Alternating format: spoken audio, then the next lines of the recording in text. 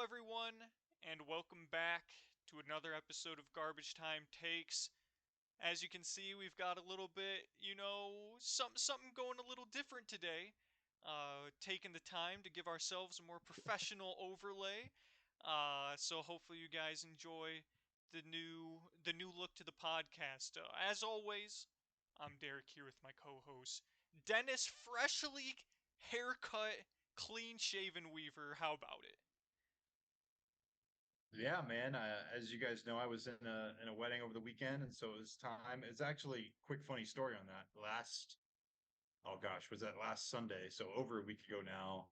Before the wedding, I went to go get it finally cut, and it was even shorter than this, as you can imagine. It was a mistake. It was very, very short. You could see the top of my head, and we're grateful that we got a little bit of growth because, yeah, I just I need to learn how to get my hair cut.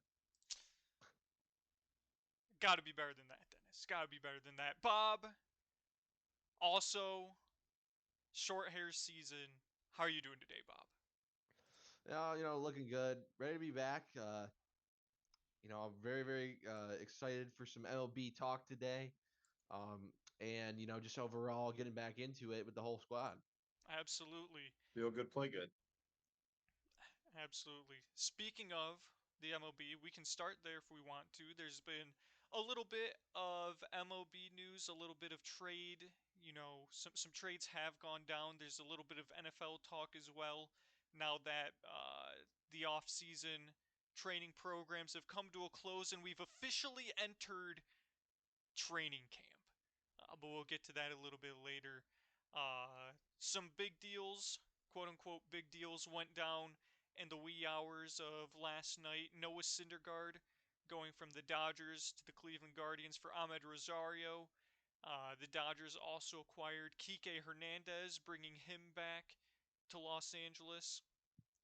Lucas Giolito and Reynaldo Lopez going to the Los Angeles Angels in exchange for the number 2 and 3 prospects in the Angels system. That news broke shortly after the Angels announced Shohei Ohtani would not be available for trade and that the Angels would be in the buyer's market. Is there any other trade that I have missed? Oh, Dylan Floro for who? I don't Jorge Lopez. Jorge Lopez, yes. Dylan Floro for Jorge Lopez. The Marlins and the Twins getting together yet again. Not quite a groundbreaking deal as the Luis Ariz for Pablo Lopez trade last year, but swapping relief pitchers who needed to change the scenery. Bob, we'll start with you. Do any of these moves move the needle for you?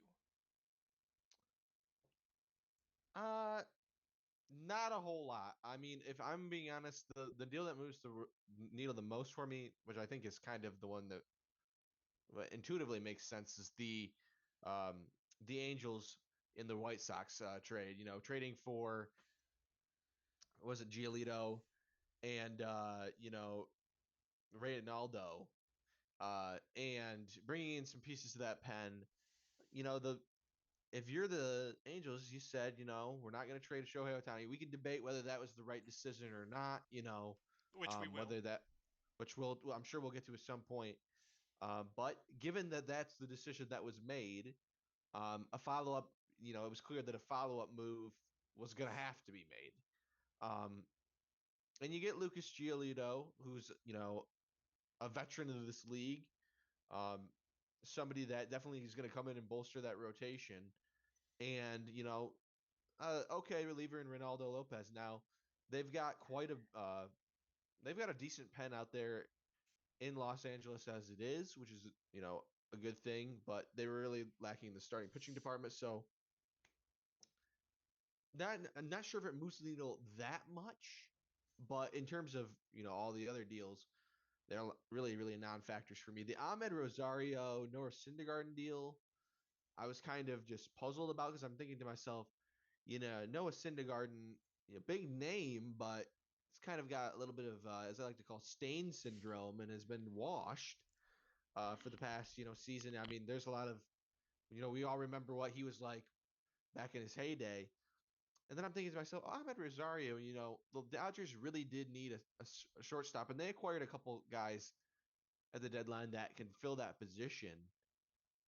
But they bring in Ahmed Rosario. Why would the Guardians want to give up Ahmed? And I did some deeper digging into it because I was kind of hearing, Ahmed Rosario's defense is garbage, basically. Like his fielding is very, very bad. That's what I kept reading on the Twitter sphere. So I'm like, you know what? Let's go check the numbers. So I looked on Baseball Reference, and looking at the defensive runs saved above average for, we're getting into some advanced stats here because it is defense, but runs saved above average at a big fat -15 this season for Ahmed Rosario, and a career -38. Bobby, Yes, Dennis. this is so funny to me. Can you compare those numbers to one Kiki Hernandez? Yeah, let me Because let apparently me pull maybe up the the numbers for Dodgers just Kike. have maybe the Dodgers just have an affinity for bad fielding because I'm pretty sure that Kike is not known for his defensive prowess. If Kike, I'm remembering my but my Kike guys does have correctly. history with the Dodgers. Am I correct? Well, Yes. that's correct. Yes, that's correct, and that part of it makes sense. I suppose if you want to say a homecoming as it were, but Sure. it's interesting that you bring up Ahmed Rosario's defense because that's I So don't know just the two Kike's moves at they least made in are the for bad positive. fielders. Kike's Okay, in the all right, positive there we at go. +2 and +41 for a career. Um, you know, Okay. I'm not really, like I said, I'm not really a defensive statistic expert, but when you're allowing -15 runs below average, saved above average or whatever, below average in this case, kind of a alarming stat. So I guess I could see, and I think they had Ahmed for maybe another year, maybe one more year. Or I'm not sure how long they actually get him for. Um, but it to me, like, that was just like a total nothing burger. So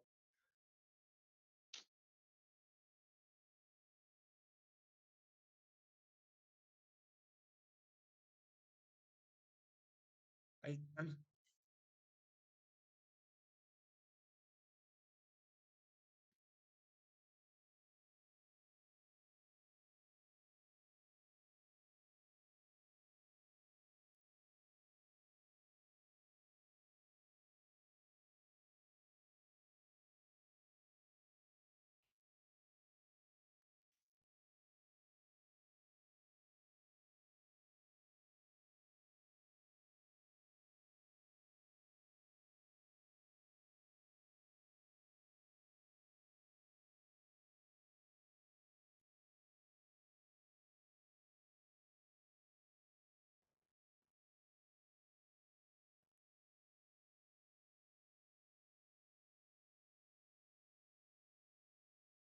Yeah, no, I agree with all of that, and I kind of felt like that's where you were headed, just given the phrasing of the question. But uh, I mean, just taking a look at the Angels right now, I think what is it? They're 3 games back of the wild card. They've got the Yankees ahead of them, Boston's ahead of them, and then in those wild card spots, Tampa Bay, Houston, and Toronto. So I mean, and on their heels, Seattle and Cleveland. So it's kind of a lot of teams are still in the race at this point in the American League.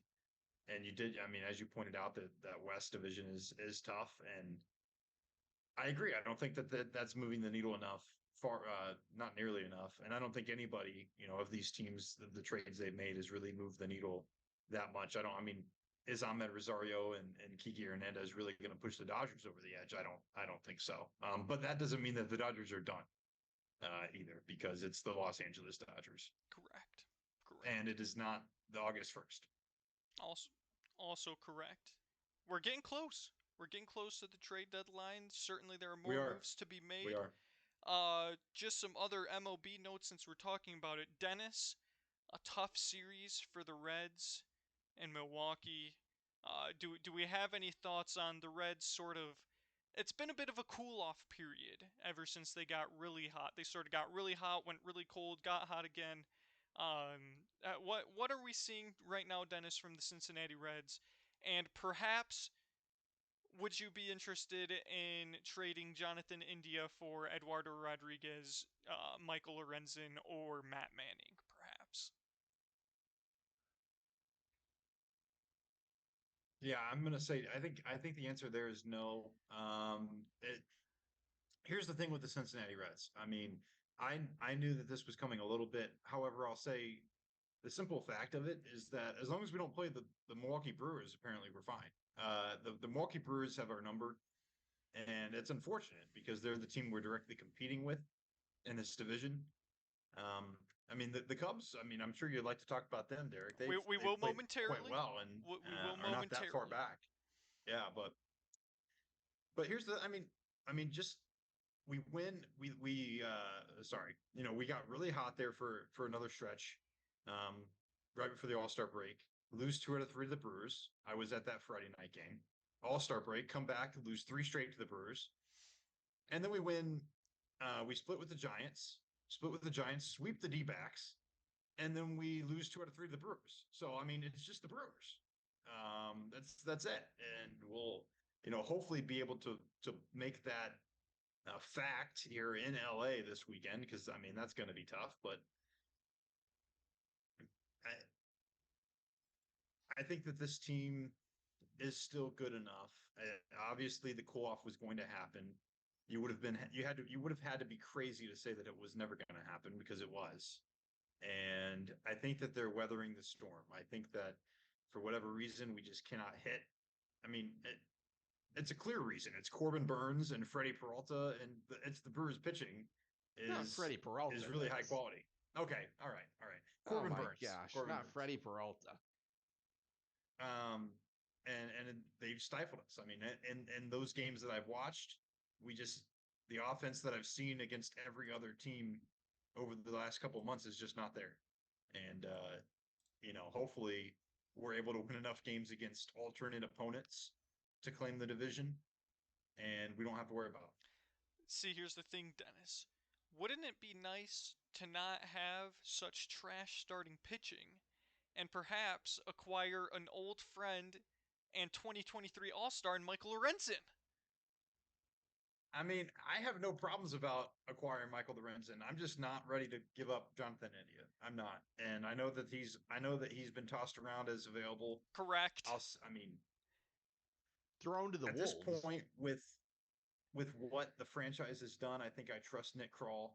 I really do. I think that he's made some smart moves, Some smart and moves as Yeah, just Dennis. I like Dennis. What yeah, smart moves? just trading away the entire core of the team and getting lucky that all of your prospects have panned out. uh, I think getting lucky is. Lest we I don't forget, know how you lest use we that in this forget, context. lest we forget Dennis's mindset going into this season, in which the Reds were severely handicapped by their garbage owner, and his garbage owner's wishes were carried out by his bozo GM, who traded away Luis Castillo for chips last year. I think we got a good haul for Luis Castillo. I mean, some of those guys are still, going to be progressing, but uh, I thought that overall that trade was actually the best one of them because we already had sold our franchise to the Mariners anyway, so we might as well keep going with it. The I mean, would this team really be better right now if we had Jesse Winker and Eugenio Suarez? No. So was my take at the time of frustration and being upset? Yes. However, hindsight is 2020, as everyone knows. And if you look back on it, eh, they knew more than I did. They knew more than I did. That's the only thing I can say. Here's the thing, Dennis. Here's the thing. Bob, back me up here.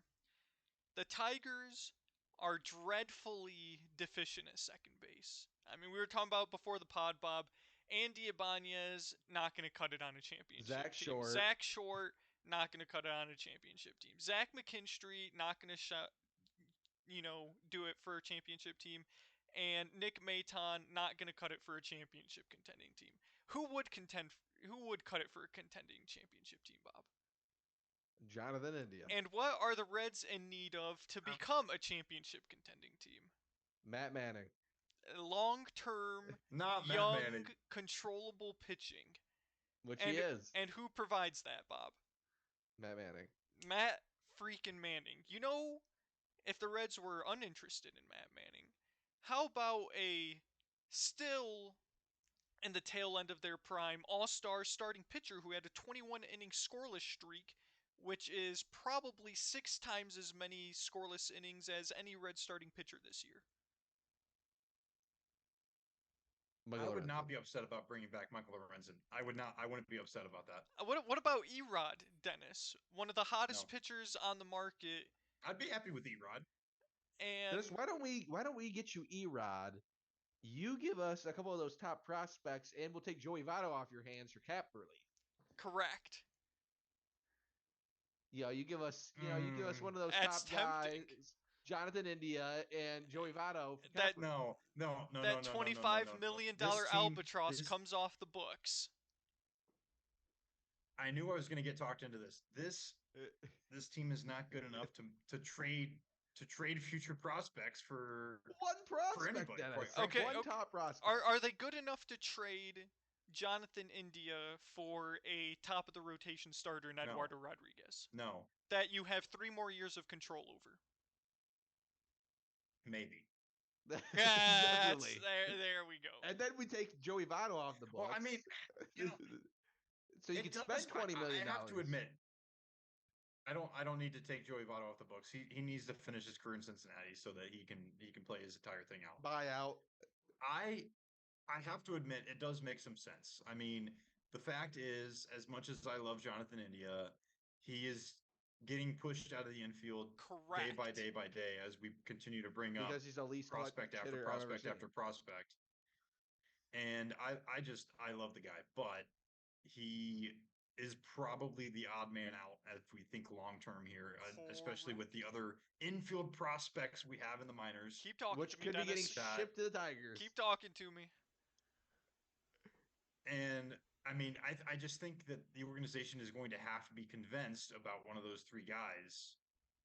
And it's probably Erod, if I'm being honest, because I don't think, I mean, as much as we'd love to have Michael Lorenzen back, I don't think that they want to look like fools for Matt Manning.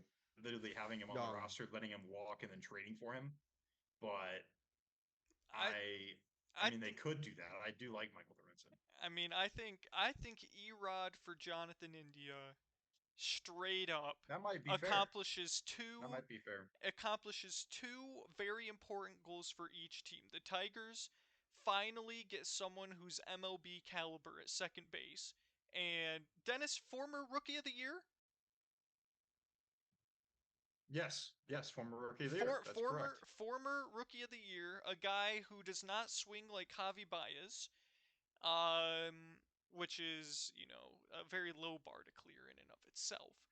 Um, and then the Reds are able to control a guy that could help guide them and even compete in their championship contending window that may be opening up here in the near future. Heck, Bob, I wouldn't be opposed to I've throwing said this Matt from the very Manning beginning. as a sweetener. No, there will be no sweetener. The only one thrown in a sweetener is going to be. I think there's going to be a Cincinnati sweetener. Reds. Well, Derek, have you ever tried to do deals with Bobby? There's no sweetener. There's no sweetener. I'm going to screw you over or no deal. Yeah, I haven't seen. There's no sweetener. I have not seen But no, anybody linking the Tigers to the Reds. But I would love to see Scott Harris come through, offload one of the starting pitchers that there's very clear and obvious either upside or current floor, along with team control. Because if I remember correctly, the Reds wanted preferably a young, long-term controllable pitcher. But I think they would be pretty okay with Eduardo Rodriguez as correct. well. Dennis, I think it's time to call Seattle and see if we can get George Kirby. George Kirby for Jonathan India. Who says no? That sounds sweet. I mean, we do love dealing with Seattle. Everybody knows that. The Seattle Mariners say no because if they've watched any lick of tape like I have, and I talked about this to Dennis not long ago, Jonathan India always seems to be the guy that comes up to bat in the ninth inning with 2 outs, 2 guys on, and it's a 1-run ball game. and you need somebody to come through with a bloop single, to either break the tie or to bring the game to a tie. And Jonathan India, who's not really known as a guy that overly hacks, comes up there and takes 3 horrible hacks and strikes out like clockwork. And he would fit him perfectly in Detroit You know with what, Javi Baez. Correct. His mentor, El Mago. Yes, Yeah, Dennis. I think Eduardo for Jonathan India that needs to get done. I agree, I think Dennis. Joey Votto I for agree. Miguel Cabrera. Joey Votto for Miguel Cabrera. I A couple agree. of albatrosses I off the agree, books. Dennis. I No, mean, pick up the phone, Scott Harris. Pick up the phone, Nick Kroll. I'd be interested to hear what Shane would have to say about all this. that's a great question. I mean, He'd No, say I give us. actually, I He'd say mean, give us I'll CES. I'll tell you I'll tell you what Shane would say, and then I'll ask him and see what he actually would say. But here's the thing: Shane, even more than me, is attached to these guys, mm, and I understand that feeling. I fully do. I just sat on here for the first 5 minutes of discussion and said we shouldn't trade Jonathan India. You talked me into it a little bit, and I think it makes some sense. But at the end of the day, I think Shane would say we can't trade Jonathan India. We can't trade anybody basically, unless probably. it's somebody I don't know or I'm not attached to. Well, Shane, if you're That's my watching, guess. that mindset would match up with your fantasy team this year because you haven't made any moves yet, and you're going to lose the 7th round pick. So But we don't got to get into that too much. we But don't got yes, to get into all that. I'm saying is if the Tigers and Reds strike up a deal that brings Jonathan India to Detroit and sends some starting pitcher over to Cincinnati, you heard it here first because I haven't seen any smoke He did. on that. I haven't seen any smoke. No, I haven't seen that at all. Let me, for a brief minute, go on a slight tangent about the Chicago Cubs. In Please do. late June, the Chicago Cubs were one game under 500. In London, with Marcus Stroman on the mound with a chance to finally get back to 500 for the first time in a long time. And in the first inning, Trey Mancini blundered the game. We went down 4-0, never recovered, and pretty much went into a downward spiral until about 2 weeks ago. That culminated in either getting swept by the Nationals or losing 2 out of 3 to the Nationals. Panic had run amok. St. Elmo's Church was on fire. Pandemonium in the streets, and the Cubs were thought to be sellers. And you know what they did, Dennis Weaver and Bobby Epler? Do you know what they did? What? They've stormed back. What they do, Dirk? They've stormed They back, have. and they are now 500 again. Cody Bellinger, second half MVP incoming. Nico Horner doing it all. Dansby Swanson, great to have you back. About dang time because you were just burning a hole on my IL with the 4 other guys. And all of a sudden, the Chicago Cubs could be soft buyers. Could be soft buyers. They have very clear weaknesses at the corner infield and in the back end of the starting rotation. But you can bring in a guy for cheap, a Ryan McMahon of sorts, a Jamer Candelario of sorts, perhaps a Christian Encarnacion Strand of sorts. No, I'm just kidding, Dennis. Uh, at the other corner Why infield are you kidding? position, Marcus Stroman. See ya. well, let's. CES. Welcome home. Would you do that, Dennis? Marcus Stroman for CES or Spencer Steer? No, no, too young, too young. Fair, fair. Listen, I have a feeling the Cubs could make a flurry of moves that may be sort of a buy sell, where maybe they sell off Marcus Stroman to bring in a different piece. Maybe they sell off Drew Smiley, please Oh, and thank you. Maybe they who's can sell buying off. that? Maybe they can sell off Michael Rucker or Michael Fulmer, perhaps. Just try and get rid of get trim some of the spare parts from this team, and we don't have to make a big splash. We do have, similar to the Reds, we do have certain log jams in the outfield in the farm system. Uh, because if Cody Bellinger is a guy they decide to keep long term, and they've just extended Ian Happ, and they also have Seiya Suzuki, the outfield is a little cramped. So perhaps you look at first base and move an outfielder. Perhaps you look at third base and move an outfielder. But all I want to say is the Cubs have given me hope, which is a very dangerous thing because I had all but given up on them a mere 2 weeks ago, and they're pulling me back in, and there's no question I'm ready to be hurt again. Derek, I'm sure you already know this, but I'm just looking through the standings here. And something caught my eye because this is what happened to the Cincinnati Reds maybe 2 or 3 years ago. They got 21 games under The 500 only like two the St. teams, Louis Cardinals. okay, maybe it was like 4 or 5 years ago. The only two teams with better run differentials in the National League are the Atlanta Braves and the Los Angeles Dodgers. And then it's the Chicago Cubs. Correct. A plus 55 run differential. There's no other team in the NL Central with a positive run differential. Not the Correct. Milwaukee Brewers, not the Cincinnati Reds. And I know that statistic is not everything, but I know that really just really frustrated me. Whatever year it was when the Reds were in like fourth place and had a better run differential than all three teams ahead of them. And it's infuriating because sometimes you get poor matchups. Sometimes you need to save runs for games that you didn't score them in, and all sorts of things. Correct. But I mean, I here's just wanted to bring that to the pod's attention. I appreciate you bringing that to the pod's attention. It's just got the official stat. The first time since May 12th that the Cubs have been 500. May 12th. Uh, Wow. I was aware of the positive run differential, and I can give you 2 words, actually 5 words. I'll give you 5 words as to why the Cubs are only a 500 team with the third best run differential in the National League. Michael Fulmer and Jameson Taillon.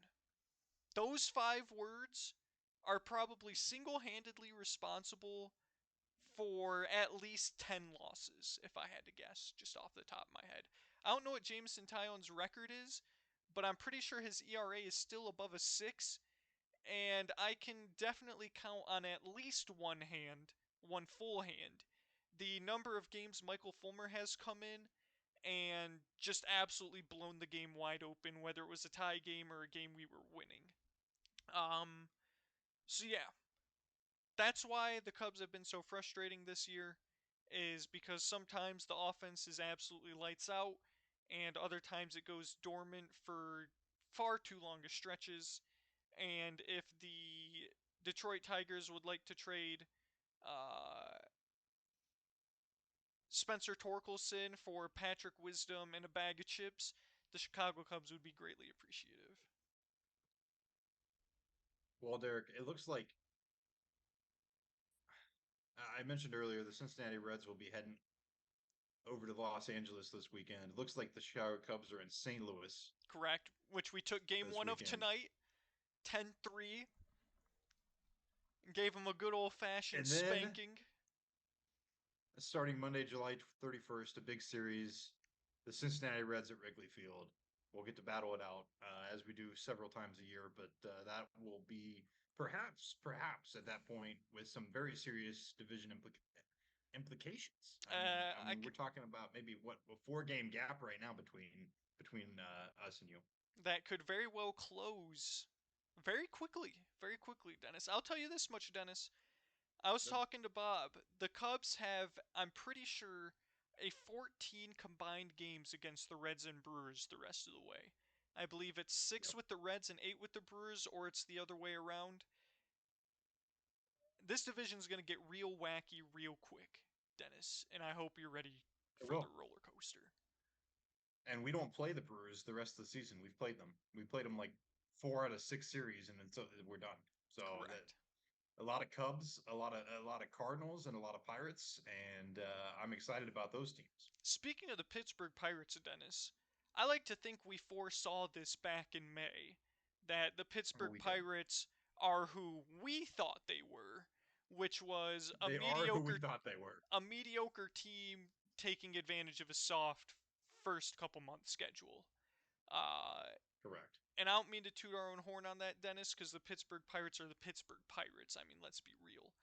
But what it makes me think of is That another team who got out very hot that we didn't quite know what to make of but thought was very good and has now struggled mightily as of late.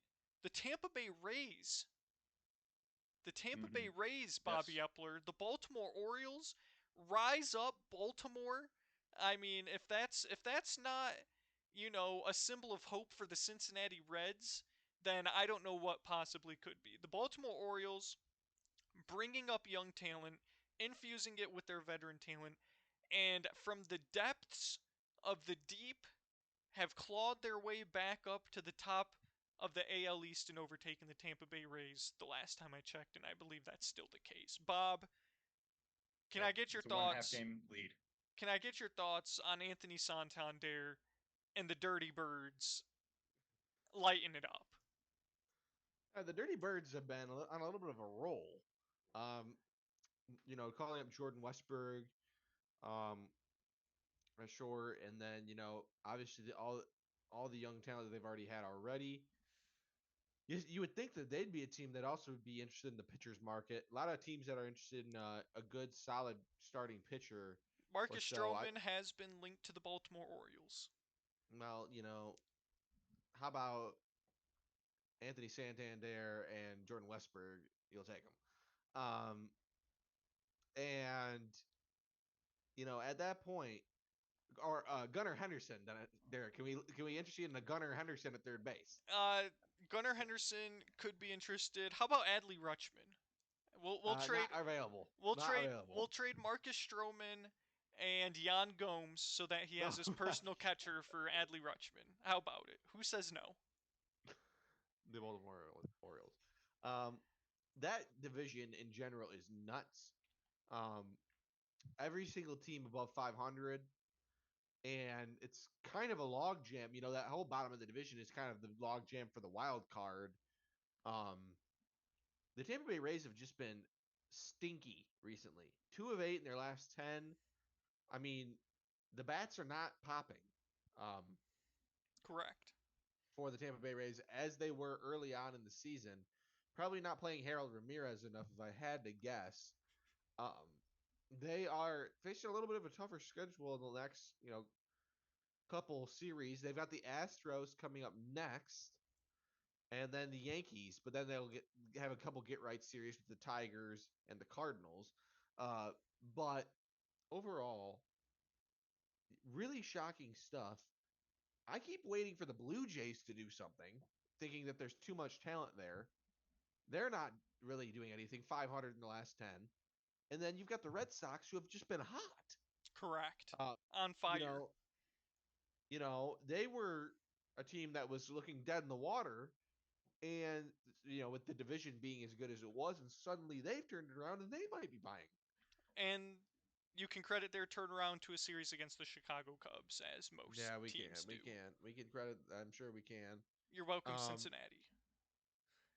Thank you very much. so really intriguing stuff there in the American League East, but the Baltimore Orioles, the Dirty Birds of the MLB, on the scene again. Baltimore, stand up. Camden Yards, stand up, because you're looking at playoff baseball. Dennis, your thoughts The on the the Rays Boston. finally.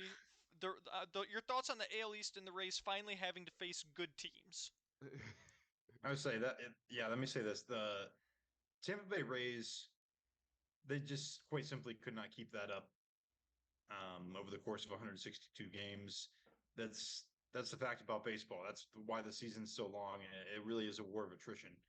And as you said, Derek, they finally got to a tough part of their schedule. We'll see if they're able to weather the storm. The AL East, as Bobby said, is just absolutely bananas. I mean, I was trying to look at it. I thought that the Cincinnati Reds had the exact same record as the New York Yankees, who are in last in the AL East. but they do not. They have 2 more wins. They essentially have the same winning percentage as the Boston Red Sox at this current exact moment, who sit in 4th place in the AL East, 7 games out. And so that just tells you, it gives a little context for the AL East so far this season. That if the Cincinnati Reds were in it, we would be second to last in the division Any of the teams would be versus first a in the game and a half Central. behind the Brewers. Any of the teams in the AL East would be Would at be first place in the AL Central. in the AL Central, yes, yep, which is also insane. I feel like, I mean, correct me if I'm wrong here, Derek. I feel like you will get this kind of thing in the NFL from time to time. Think of your NFC South divisions over the years, your NFC East divisions over the years, Correct. where there's just a division that just can't keep up with the rest, and you get an 8-8 playoff team or something dumb like that. But it Correct. doesn't really happen in baseball for whatever reason. I feel like it just evens out over the course of 162 much better than it does over 16 or 17 games in the NFL. I would agree.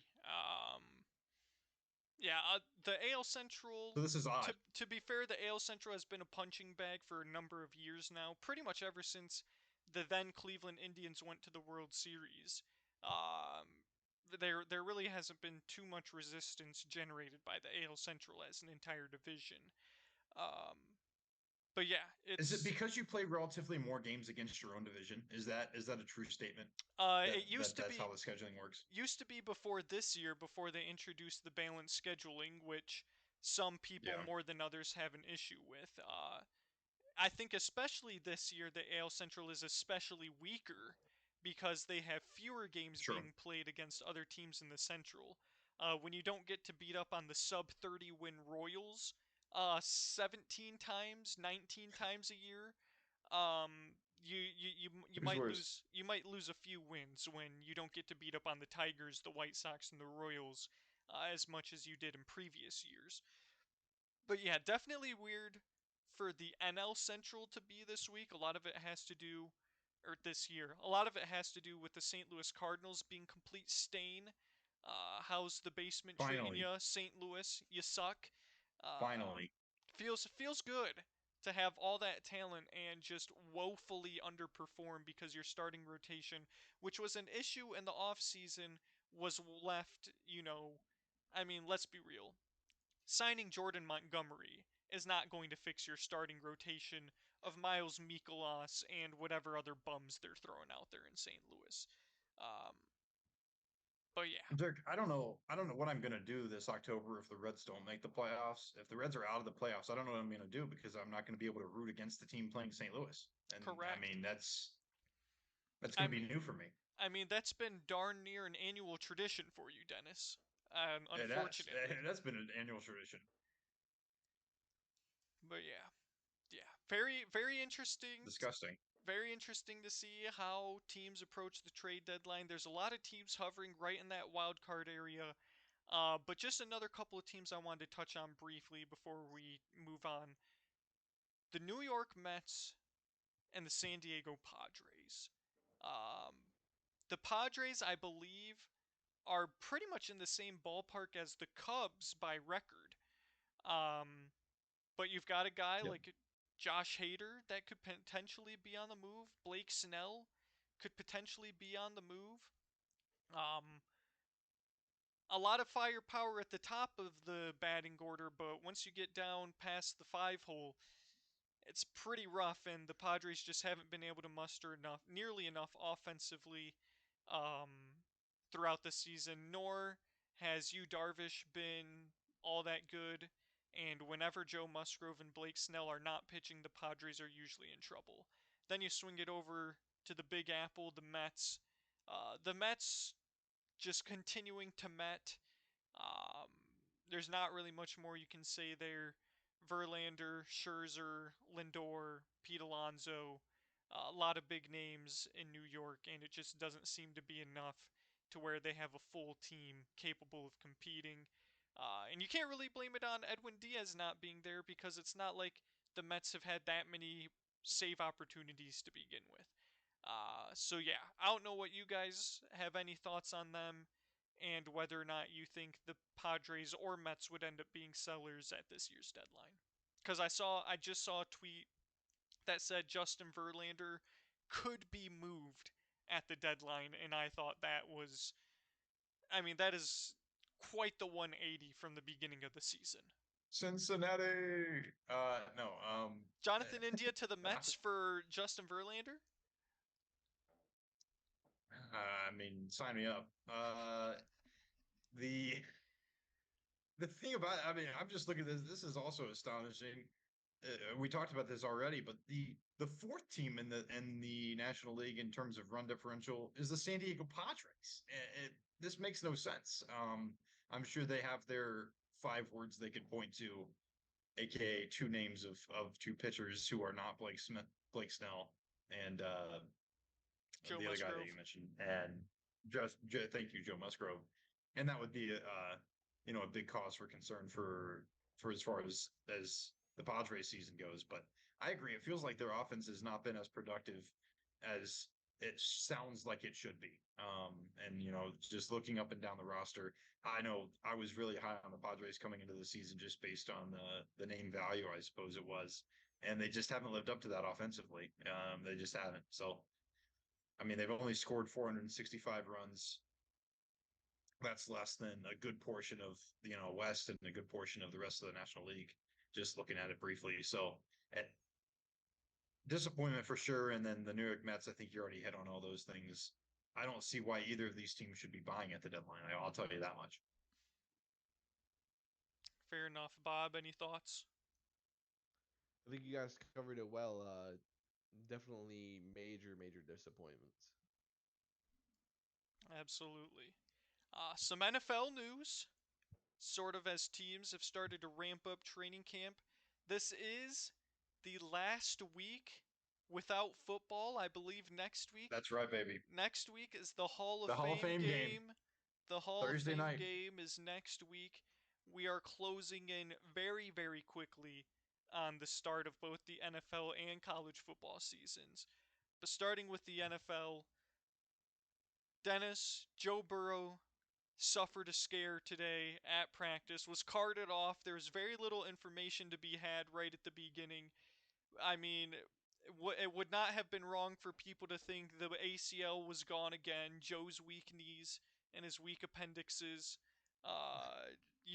A man who spends a lot of time in the hospital at the end of July for one reason or another. But fortunately, Dennis, the calf that from the video already appeared to either be in a sleeve or wrapped up in some sort gave out on him today, but it was nothing more than that. No Achilles issues, nothing deemed to be too serious. Dennis, surely a sigh of relief on your end. Yeah, it sounds like we've dodged a bullet on that front. As you said, it sounds just like a calf strain of some sorts. Hopefully that truly is the case. And we see him back out on the field in a week or two. I'm sure he'll miss a little bit of training camp here just to get that right. But yeah, dodged a bullet. I know I got a text from my brother when this afternoon when that news broke saying that the season was over, and then I had to go find out, and then that's when I saw the play, and it was a non-contact play. I don't know if you guys actually got the Correct. chance to watch it. He rolls out, he's stepping through the pocket, and then you clearly see him just start grabbing at the calf there, and not like he got hit violently or put a difficult situation in that way. So it is rather it was rather unfortunate to see that news come across. It was definitely scary, and then at the end of the day, just glad that sounds like we're in the clear. Correct. Bob, you were so close. So close to nailing Glass Bones Joe. Uh, but it looks like he's going to live to see another season. Yeah, not something I'm proud to be right about. In the event that it happens, Sure, you're not. Sure, you're not. all I know is that there could be checkbook trouble. This could be alluding to potential checkbook trouble for the Cincinnati Reds. They may need to take out a second naming rights deal to be able to try to get something done here because there's going to be trouble on the hands. But glad for Dennis and NFL fans everywhere that Joe's okay. Other news The Lions had an injury scare on Monday, Bob. I don't know if you saw that. Yes, CJ I did. Gardner CJ Gardner Johnson himself was carted off. I was in fear, Bob. I was very, very fearful. I mean, we were Fortunate gonna have to go back to the depths of who knows at corner, we Derek. we were very nearly back in the dark ages, and all of our off-season moves were nearly for naught. Negated. Fortunately for him, no structural damage to his knee. He went down with a non-contact injury. But Bob, my life flashed before my eyes when I saw that notification Monday morning. I mean, could this be the end of this SOL era, Derek? The SOL. This would be, this would be a season-ending injury for the Lions, for the Very same old nearly. Lions. Correct. And this year we avoided, and we Correct. might get Teddy Bridgewater, and the Honolulu Kool-Aid Stacey Good, Derek. Right That's after the conversation, right after the conversation about has the Lions hype train gone too far? correct. Correct. Uh, I the saw that answer one come across the feed. that Pull that the horn, baby. uh, The pull, answer is yes. I mean, Dan Campbell would say the answer is yes, and that's what I like to hear from the head coach, taking it one day at a time, not eating the cheese. You can throw out all the coach speak you want. Hopefully, the Lions are focused on themselves in the building, and they can let us drink the Kool Aid for them, because it's mighty, mighty refreshing. Is it not, Bob? That's right. Very That's right. good. That's Very right. good. Other news, Jalen Ramsey. I don't know if you guys saw this. He was carted off with a knee Yeah. injury.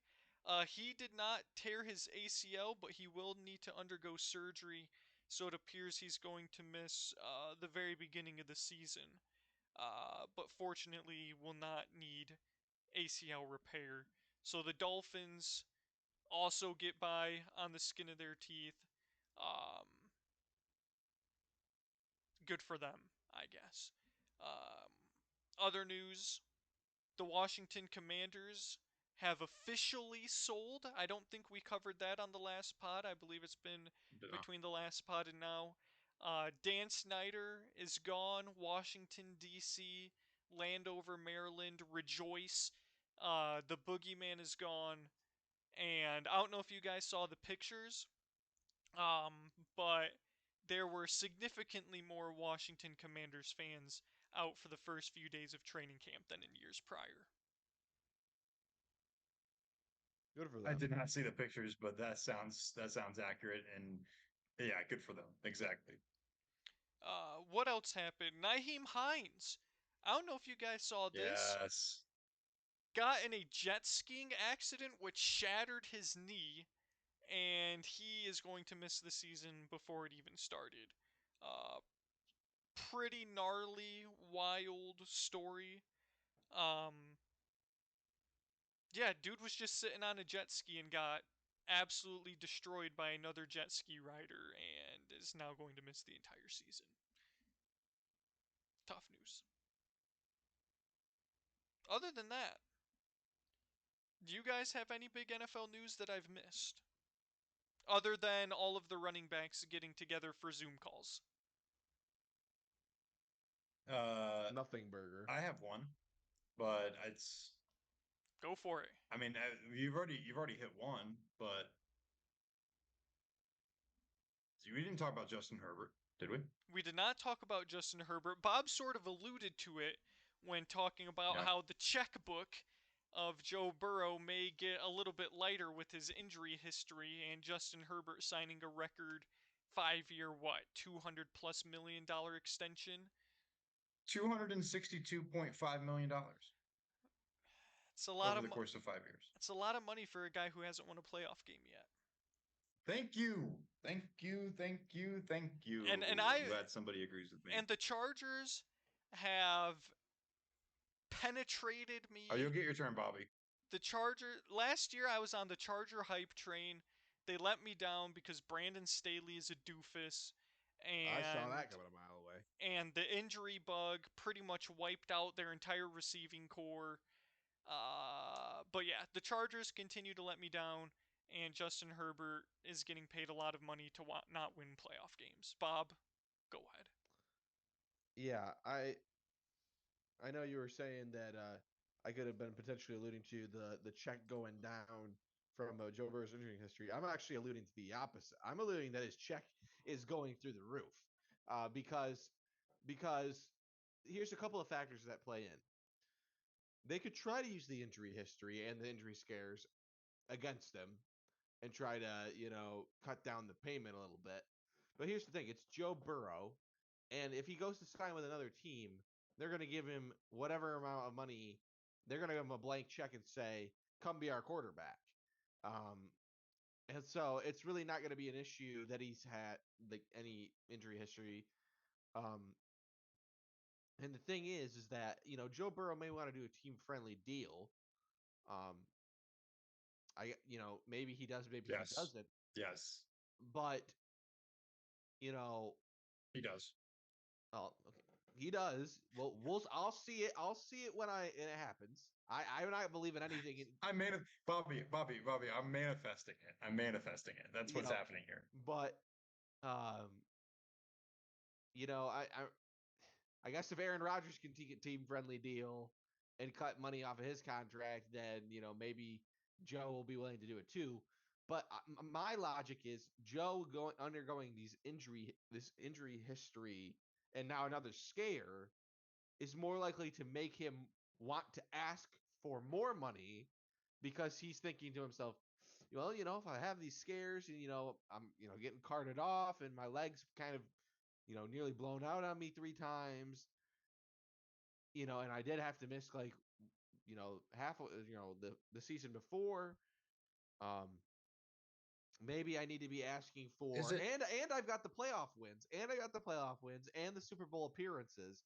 And if we know anything about Lamar Jackson's contract situation, oh, he was an MVP. He'd been winning all these games. He deserves a team to pay the freight. Well, Joe Burrow deserves a team to pay the freight on him, and can Cincinnati be that team? I'm not sure. Maybe he is a different guy. Maybe he's gonna want the team friendly deal, like I said, but I'll believe it when I see it. Like Dennis likes to He say, said. I'm I not mean, I'm not that's what he I'm not said. buying anything until the ink's dry. So thank you. Yeah, no, I mean that's fair. I understand that part of it. I mean, he said it. That words you can backtrack on those. So I understand the till the ink is dry situation. Things are constantly changing. That's all very true and that's all very good. I wonder if there's a possibility that Joe Burrow, and I see where you're coming from with the asking for more money because of the injury history. Is it possible that he just negotiates for a longer term contract? I mean, we're like more of a Mahomes contract. I mean, maybe not 10 But years, now but that's getting renegotiated, right? Or if it already yeah, hasn't, something that's like that. apparently going to get renegotiated and going to be a huge re-up. But So I would do that. I would do that. I would commit more money to Joe Burrow over a long period of time if it lowered the total and annual cost compared to some of the other guys. And I'm not saying he doesn't deserve to be paid. sure, I'm just sure. saying if you do 8 years instead of the 5 that Justin Herbert got and give him a little less per year, I think that would be attractive because then you've got, I mean, from the Bengals side of things, you've locked in, our franchise quarterback for a longer period of time, Sure. keeping that Super Bowl window open. And from his point of view, if something were to happen, he has a longer term safety net. Yeah, what's the idea, Dennis, on if Joe Burrow wants to remain it as a Bengal for that period of time? Like is I don't know. that I mean, I, I don't think I he's made public comments on that. that was my question because like you said, like he apparently has made comments in the past about taking the team friendly deal. Maybe it's all the owner can afford is a team friendly deal. But the what I'm trying to get to is that if he if they do have that longer contract, is that potentially a situation where he's going to be able to, get that security, get that re-up, or is he going to say, I'm a young quarterback, with the prime of my career in front of me. Do I want to get back to the table and get another slice of the pie? Maybe. I mean, It's a it's little possible. it's a little tricky. But if he wants to be, if he wants to be there, like I was saying before, um, then maybe he's more willing to commit to that long term deal, which I'm sure that's what you're hoping for. That the team control. But knowing the cheapness of the Cincinnati Bengals ownership, are they going to be as willing as, say, maybe the Chiefs with the home situation to go back to the table and say, you know what, you've earned a renegotiation, like a better, more player friendly renegotiation, when it gets a couple years into the contract. I don't know. A lot of speculation. Yeah, and I mean, I think all that kind of stuff, all those details would be stuff I would love to know, and both ownership and Joe Burrow, um, at least from everything I've heard coming out of Cincinnati, have made it very, very clear that they're not going to talk about it, and that it's ongoing, but it's behind closed doors, and neither one of them is going to give any details as to the negotiation process. So, I don't think there's been any leaks in terms of length, in terms of range of salary, and whether things are backloaded and not. So like all that would be great to know, but I think at this point we just don't have any information, and I haven't at least heard any indication one way or another. But I think that's a good point. I mean, there's a possibility that Joe is sitting here, okay, I'm going to get paid for these, X amount of years, Sure. play really well over the course of that 5 years, and then I'll be able to, really make bank on the free agent market. That's possible. And last question for you, Dennis, to kind of wrap this discussion up. If you had to predict right now, when do you think, if the Bengals are going to get a deal done with Joe, it's going to happen? Well, here's the thing. People forget about this. I was talking about this with my family a couple days ago. Is it doesn't have to get done. We have Joe Burrow's under contract for the next 2 seasons. It's not as he's not going into his last season as a Cincinnati Bengal. He's going into his second to last season on the rookie deal. I honestly think that if this doesn't get done in the next couple weeks, which maybe it could, there's a possibility. It sounds like things are ongoing. If it doesn't, I think we're talking next offseason. I don't think that they're going to distract from the regular season, and they're just going to say, okay, we're going to table this. We'll come back to it first thing next offseason, and we'll hear about it then, and we'll get it done then. Sure. Before entering his last season as his current last season as a bank. Fair enough, Dennis. Fair enough.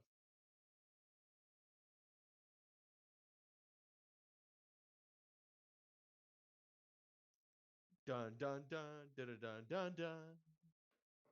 Oh, that was on the money.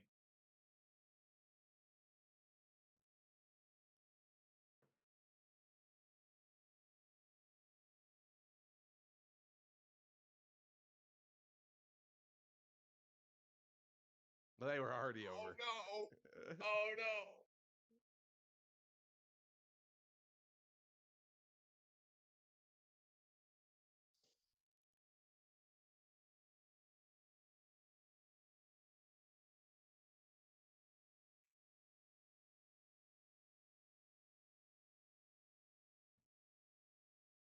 Derek, we just need to sit, both of us. I mean, all three of us. We just need to sit on here for the next 3 days and do that breaking news sound every time an MLB trade happens, and then people can just tune right in.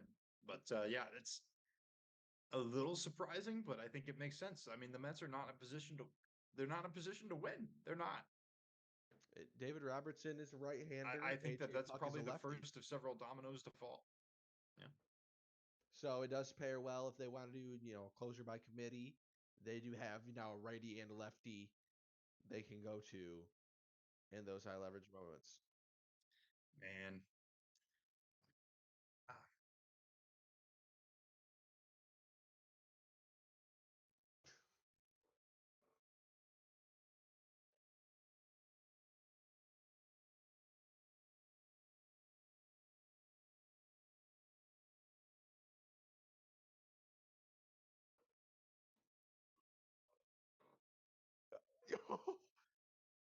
Oh, we need it. They're not Make it doing that. happen, They're please. not doing that. They're not Please, doing Derek. that. You're gonna get some double A prospect. Dennis, we're back. Yeah, they're not We're sending you back. Jackson Holiday. Dennis, we're back. Jordan Westberg, please save us so we don't have to play Hobby Bias anymore.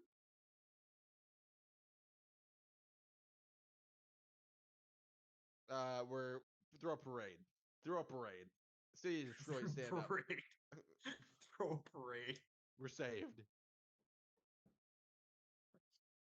Best GM of all time. Do they need That, Miggy? that Do they makes me. need Miggy? That makes me. That makes me want to. That makes me want the Cincinnati Reds to buy so bad. That's not a good idea, probably, but it makes me. The Marlins. We we can't get out. We can't get outbought by the Marlins. I mean, uh, Now the Marlins Nick are 10 and a Crawl, half do games something. back of their division. Well, sure, but like they're not even like competing for a division. Cincinnati's actually competing for like their outright division. I'm drinking. I'm drinking the red Kool-Aid. It's time. Send it. I send it. I revoke everything I said before about not doing anything and making deals in the off season. Send it. CES Jonathan India for Eduardo Bring me Erod. Rodriguez, and Bring we'll me also Erod. take Joey Votto off your hands too for Cat Worthy. Jordan Bring me Michael Westberg, Lorenzen and Luis Castillo back. Adley Rutschman for Michael Lorenzen Justin straight up. Verlander. Michael Lorenzen for Adley Rutschman straight up. I think that's more than fair. That would be so dumb. But yeah, David Robertson to the Marlins, and darn it, the cell is on, baby. The cell is on. Is the stove heating up, Derek? The The stove stove is heating up. the stove is warm, Dennis. It's very warm. The stove is almost hot. It's almost hot. I saw It's right there. I saw We're like 275. they said Juan Soto also potentially available. The Padres may listen to offers for Juan Soto. There's a lot out there. There's a lot out there, a lot of guys to be traded, and a lot of news to be broken. I don't know about you guys, but we've just hit the 1 hour mark, so we can start to wrap up here with our right bench ballers, winners and losers of the week. Let's start with our winners and losers of the week. Dennis, we'll start with you. Well, we've touched on both of them. Are we doing the winners or the loser? Start with the winner. We'll start with the winner. We already touched on it, and I brought it up. Justin Herbert, for getting paid after doing essentially nothing and not winning a playoff game. So yeah, 5 years, $262.5 million. Um, I don't know what more there is to say. It makes him the highest paid quarterback currently in the game by average annual salary, which is to me disgusting. It makes me want to barf, but it's good for him. Which means you're in massive trouble, Dennis. I'll go next. Winner of the week, MLS. The MLS is the winner of the week because Lionel Yes. Messi has brought the eyes to the sport, and boy has he delivered. I hope you guys got the chance to see the clip. I know it's very viral of the free kick that he made in his first game to win. Only Messi could do something like that, and it really just does bring the eyes all over the MLS. And they had such a sold out crowd, there for that first game, and now continuing. And he's continued to be productive. I think he had 2 goals and an assist maybe in his most recent game that he played as well.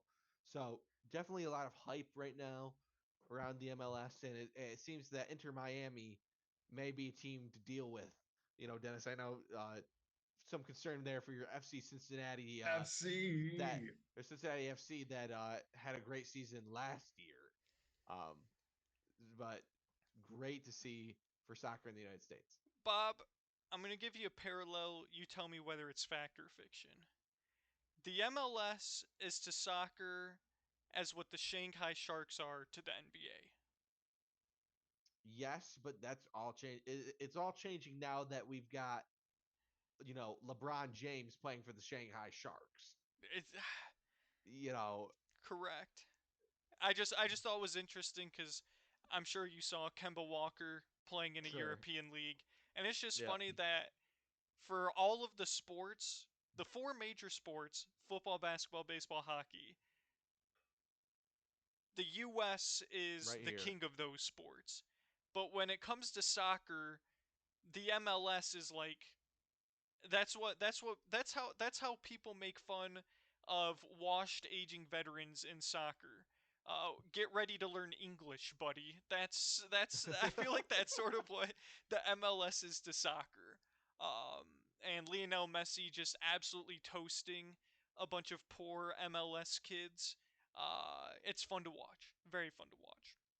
Um, my winner of the week, Short Kings. Brian Harmon, Dennis, winning the 2023 Open Championship. Yes, sir. Five Yes, foot sir. seven, left-handed, but he throws right. I mean, the man's got it all. He's sponsored by freaking Megacorp. I mean, I didn't even know Megacorp was like a company to begin with. But the Short Kings, who, and also the Wagglers. Big W for the Wagglers. I sent you guys that video of the waggle count for Brian Harmon and said this must be Dennis's idol. Uh, I I did mean, say that watching it live. I said No, I this mean, is hey, exactly Dennis. left-handed throws right-handed. That's me. Waggles an that's you. undesirable amount. That's me. I mean, basically, I Won just the won the Open Open. last week. I'm just kidding. Me. Yeah, Yeah. exactly. I mean, taking home the claret jug in the face of all that hostility as an American going in to, the home of Tommy Fleetwood, making sure Rory goes Roy, suck it. a full 10 years without a major. Brian Harmon gets it done. Victory for the Short Kings of the world. Bob, back to you for your loser, and then we'll swing it around to Dennis and then me. I'm gonna go with post tournament interviews in the rain as my loser of the week because I don't know if you guys were watching the Open, but as they finished the final day and he had just been awarded the claret jug, they brought him over for an interview, like whatever, forget what network had it on in the United States or whatever, but they had him on for an interview, and the person was sitting right there, and it was pouring rain out because obviously the weather was quite crappy all weekend, and That's they were like, England in July. they kept asking, they were asking him the questions, and the mic picked up. Quite literally, the mic was off or something for the entire interview, rained out, and you cannot hear, like his words were not being amplified at all. You could barely hear any word that he was saying. So a complete disaster in the post tournament interview for the Short King, Brian Harmon. Dennis, back to you. And please don't steal mine. Yeah, I'd stay a little mainstream on this one. Another person we've already talked about, but Jalen Ramsey. I just saw that earlier today as well. The torn meniscus. As Derek said, could have been worse. Could have been an ACL. But he will still miss all of the preseason and at least the beginning of the NFL season. So that's not good news as training camp opens across the NFL. Yeah, I looked it up. It looks like he's going to be out till the timetable is around December. So pretty Oh, much that is bad. That is three bad. three quarters of the season. You hate to see it. You hate to see it. My loser of the week, the Pac-12. I've seen this day coming for quite some time. I was hoping Arizona would be the first university to jump ship, but they were beaten by none other than the Colorado Buffaloes, returning to their roots back in the Big 12, bringing Get beaten up by UC, baby. bringing the Denver market with them, bringing Coach Prime with them. U of A, step on it. It was only a few short years ago in which it was perceived that the Big 12 was dead when the news of Texas and Oklahoma joining the SEC broke. The Pac 12 commissioner at the time said that we didn't need the Big 12 schools. There was no need to welcome the Big 12 schools into the Pac 12, and now the Pac 12 is bolting and may be a dead conference here in the not so distant future. So, U of A, Bobby Robbins, please get out of the Pac 12 before it's too late and join the Big 12, which Go would to Mountain become West. hopefully not. The Big 12 would become the premier basketball conference of the United States if Arizona were to join the Big 12. I don't mean to toot our own horn, but I'm going to toot it anyway. You get Arizona going up against Baylor, Kansas. Kansas, Texas Tech, Correct. I mean, you can go on and on. UC, Sure, sure. Uh, Houston. I At mean, least, I mean, we've seen what Houston has done, haven't we, Bob? We've seen what Houston does in the tournament. But maybe now being in the Big 12 will change them. But yeah, To the NIT. regardless, Arizona, please get out before it's too late. My loser of the week, the Pac 12, the Conference of Champions. Right bench baller, Dennis, we'll swing it back your way. sure thing. I'm going to say Michael Massey, second baseman for the Kansas City Royals. In his last 6 games against the Guardians and the Yankees, 7 hits, 3 home runs, 6 RBIs, and a stolen base. So he's had a few good games in there. And I was just, sometimes I'm not gonna lie, I get these from, especially if it's baseball this time of year, just from scrolling through the depths of the fantasy baseball league. 0.5% roster on ESPN leagues. So I thought that warranted a right bench baller status.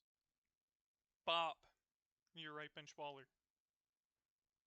I'm going with Boston Red Sox first baseman Tristan Casas for my right Interesting, bench baller of the Casas. week Sure. because over the past 7 games, this man is 10 for 21 with 6 walks, 6 RBIs, and 3 dongs with a 476 average over the last week, 593 OBP. Man hit a monster shot out to center field last night, I believe it was, against the Braves, and helped secure it for the Red Sox, who are now, like I was talking about earlier, seemingly hot. So Tristan Casas, first baseman, right bench baller. I'm also going to stick in the baseball world with Wilmer Flores. Sort of a utility man, do it all guy for the San Francisco Giants. Not particularly known for his offensive prowess, but over the last week hit 429 with 4 homers, 7 RBI, added 3 walks for an OPS of 1,489. So yeah, Wilmer Flores getting it done. Guy you don't think typically gets it done. Probably just your average utility man. But when he gets hot, I guess he gets hot. One last thing, Bob, before we get into garbage time takes your money, there was one thing I almost forgot to address. The NCAA is a joke. College football will eventually separate. Free Jim Harbaugh. He did nothing wrong.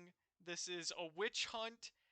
Tennessee Tennessee had over 200 violations and doesn't get so much as a bowl ban for a singular year, and Jim Harbaugh suspended the first 4 games for allegedly, according to the NCAA, who we all know is already corrupt. Correct. The NCAA feels that Jim Harbaugh lied to them about buying a recruit a cheeseburger. So I don't know if you guys saw, but at the Big Ten Media Days, today's lunch was indeed cheeseburgers, which is just unworldly levels of irony.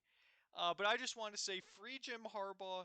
He did nothing wrong, and it's going to feel real good when the NCAA has to hand him the national championship trophy at the end of the season, because pre 2018 Jim Harbaugh may be back. Well, I just have to say one thing. Jim Harbaugh was suspended for the first 4 games, I believe it is. Uh, Murderer's Row. Murderer's Row. I don't know how we're going to murder. survive. I don't know how we're gonna survive, but I do know this, Dennis. It's not often you and I end up on the same side of these things.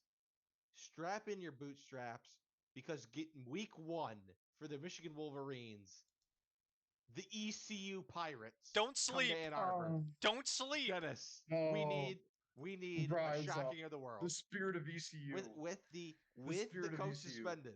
Coach suspended, maybe preparation not where it quite needs to be. Distraction running Bobby, amok. I'm gonna have to play the ECU clip. I'm gonna have to play the clip. And I mean, then the next games being UNLV. I mean, that's 56-0 written all over it, and 74-0 Bowling Green in week 3. And then Greg Schiano and the Rutgers. That's 31-10. Thank you. They may try to run us amok. And Because that's you the don't 4 play at games just mentioned. ECU with a weak heart. Write it. That's right. You go for it every time. That's what we're gonna see. We may see a speech that says, if you gain another yard, I'll take every last one of you out. Correct. Correct. Could be momentous. Oh man, that's gonna be great. Bob, The American Conference. I've assumed you've got one ready for us. We've got to I do. go just before you do to recap 2 weeks ago's Garbage Time Takes Your Money because it has been a hot minute. We had Cy Young contenders Dean Kramer facing off against Sandy Alcantara. Uh, what a game that was. The over-under was set for 8.5. Dean Kramer, we forced Bob to add the Dean Kramer strikeout prop bet, Yeah, and we his did. strikeouts were set at 4.5. He was like a zillion. Dean Kramer pitched an absolute gem of a game where he gave up one earned run, struck out 8 batters, and the Orioles won 5-2. All of us, because we're geniuses, took the Orioles. We also all took the over, unfortunately. The under hit by a run and a half. And And Derek you too. and Dennis hit the over on Dean Kramer's strikeouts, baby. Come on, There we Dean. go, Dean. Come on. Let's go, Come Dean. on. Dean Kramer outdueling Sandy Alcantara 2 weeks ago, and what a difference 2 weeks has made in the MLB sphere. Bob, back to you for this week's Garbage Time Takes Your Money. We're going to Canada, folks. It's going to be the LA Angels versus the Toronto Blue Jays. With none other than Lucas Giolito making his first start for the Angels against Kevin Gaussman going for the Blue Jays tomorrow. The Jays are favored. The over under is set at 8.5 runs. Dennis, can I get your thoughts on the newly revamped LA Angels with Lucas Giolito on the mound against Kevin Shovey Gaussman? Yeah, no, man. In Toronto, I like Kevin Gaussman. You said that Toronto is favored. Um, I think that, in that case, the books know what they're doing. I'll on the money line take the Toronto Blue Jays over under 8.5 runs. Man, I feel like these both of these guys are good enough to keep that run total low, and I'll say under 8.5. I think Giolito pitches well in his Angels debut here, but Kevin just pitches a little bit better. You took the Blue Jays in the under, Dennis? That's correct, sir. I'm not sure what to make of starting pitchers in their first performances for their new team. I have no idea what the historical data says on that point. Um, but Shohei Ohtani did leave today's doubleheader against the Tigers with some back issues. I don't know what his outlook looks like for tomorrow. Regardless, Kevin Gausman is just the guy that goes out there and gets it done. He just gets it done. He occasionally has a blow up game, Correct. but I think the Angels probably got all of their offensive production out against the Tigers today or yesterday by the time this goes up. So I'm also going to take the Blue Jays, but I'm going to take the over. For some reason, I feel like the bullpens are just going to absolutely blow up, not for any particular That's reason. fair. But yeah, just feeling the over, So I'll take the Blue Jays and the over. I'm going to take the Blue Jays in the under as well. I really want to take the Angels because Kevin Gaussman is a player on my fantasy team, and we all know what's happened with them this week in the pitching department. However, um, he should be able to get it done. Uh, I like your take on that, Dennis. I think Lucas is gonna pitch okay, but just not as good as Kevin. And I think the Angels have a pretty decent bullpen, so I'm thinking that they should be able to keep the runs relatively low. And the Blue Jays haven't been that on fire offensively recently. I mean, neither of these teams have when you take out the fact that Otani will, potentially not play. So, I think Blue Jays in the under is my go-to. Without further ado, it's going to wrap it up for this week's episode of Garbage Time Takes. Dennis, here's hoping that you have no more car breakdowns as you travel back from Philadelphia.